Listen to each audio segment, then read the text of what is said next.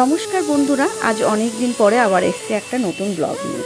এই ব্লগটা অনেক দিন আগেকার, মানে শ্রাবণ মাসের শেষ সোমবার। আর এই যে শেষ সোমবার আমাদের যে শিব মন্দির আছে, শিব পার্বতীর মন্দির, এই মন্দিরে আমরা সবাই মিলে পুজো দিলাম।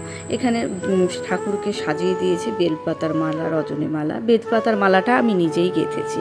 আজকে পাড়ার কয়েকজন এসেছিল, সবাই মিলে আমরা এখানে পুজো দিলাম। তো পুজো টুজো হয়ে গেলে আমরা যাব দিদির বাড়ি, মানে আগামীকাল মঙ্গলবার দিদির বাড়িতে আছে মায়ের পুজো, মা কালীর পুজো।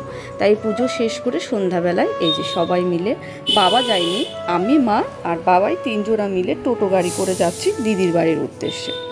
তো এই যে আমরা পুজোর জন্য কলা পাতা যা যা লাগে, কলা গাছ, এগুলো মা আমাদের এই বাড়ির পাশে পাওয়া যায় বলে মা এগুলো সব এখান থেকেই গুছিয়ে নিয়ে যাচ্ছে। তো আমরা টোটো করেই যাচ্ছি। এই যে চলে আসলাম দিদির মেয়ে বাড়িতে। দিদির মেয়ে এখানে বড়জন টিউশনি পড়াচ্ছে সব স্টুডেন্টদের, আর বাবাইও পাশে বসে পড়েছে। এটা হলো পরের দিনকার ছবি। এটা পরের দিন মঙ্গলবার সকালবেলায় এই যে মাকে নিয়ে আসা হলো। এখানে চলছে মায়ের বরণ পর্ব।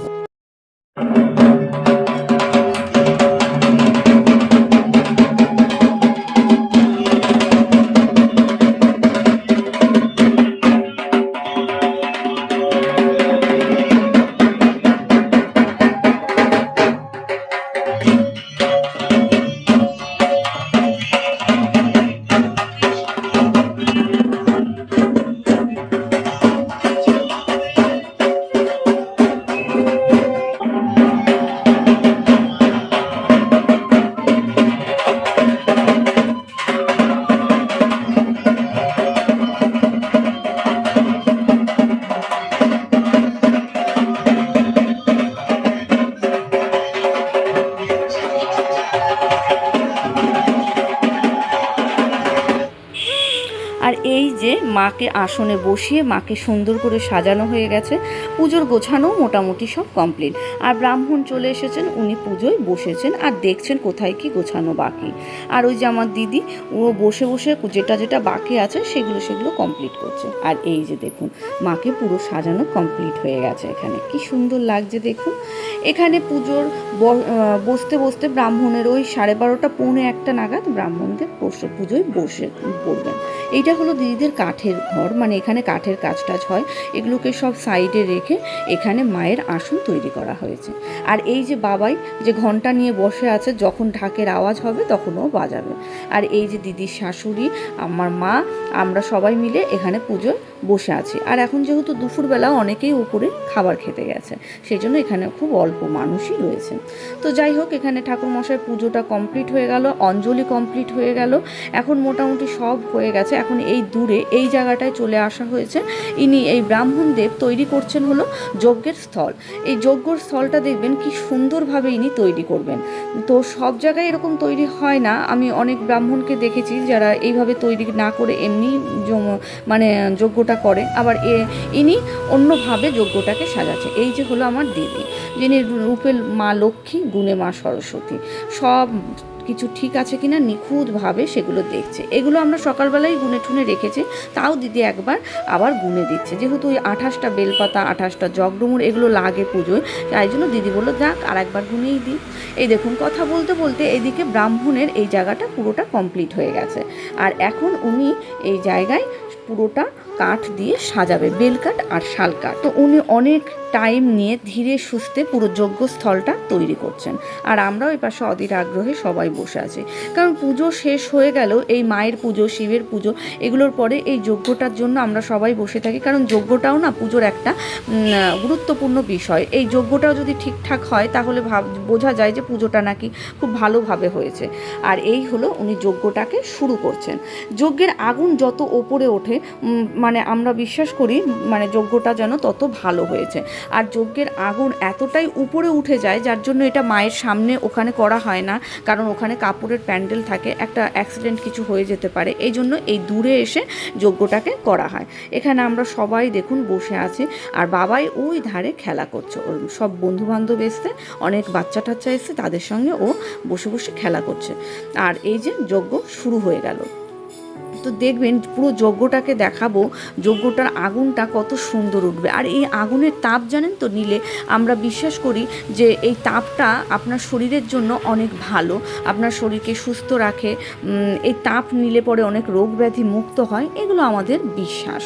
আমরা যারা ধর্মের মানি, ধর্মকে যারা বিশ্বাস করি, তারা এগুলো আমরা মানতে বাধ্য।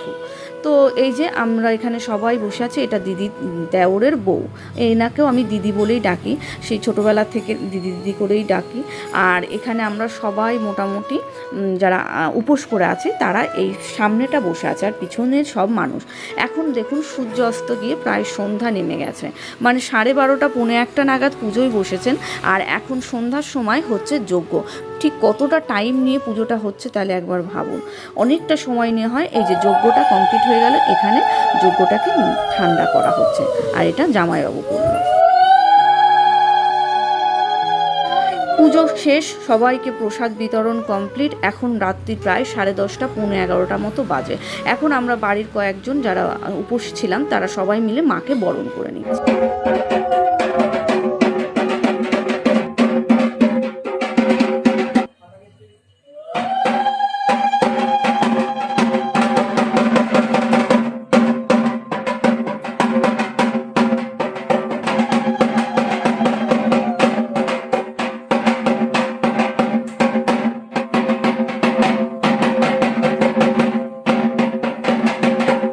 মায়ের বরণ হয়ে গেল। এই সময় আমি আর দিদি সবাই মিলে একে অপরকে সিঁদুর পরিয়ে সিঁদুর খেলা হলো, সবাই আসলো সবাইকে সিঁদুর পরানো।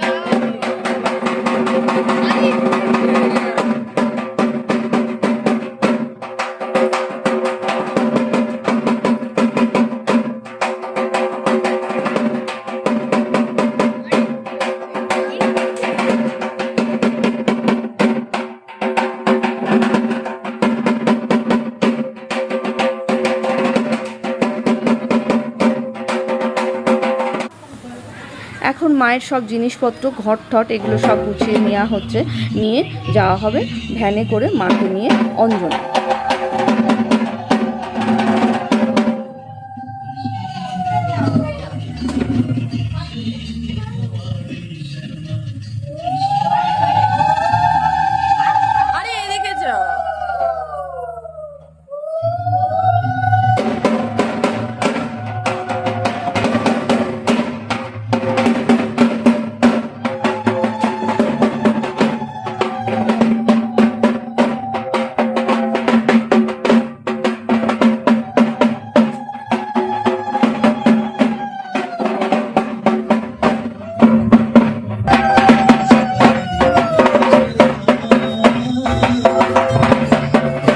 দেখুন মাকে সবাই মিলে ভ্যানে তুলে দেওয়া হলো।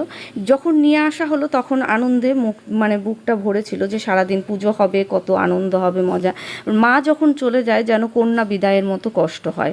মার এই চলে যাওয়ার রূপটা দেখলে প্রত্যেক মানুষেরই যেন চোখে জল এসে যায় যে মা চলে যাচ্ছে, আসছে বছর আবার হবে। তো এই হলো মায়ের বিদায়।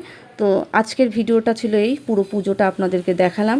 তো এইটুকুই ছিল ভিডিওটা। ভালো লাগলে কমেন্ট করবেন, লাইক করবেন, পাশে থাকবেন। দেখা হবে নতুন কোনো ভিডিওতে। ততদিনের মতো সুস্থ থাকবেন, ভালো থাকবেন।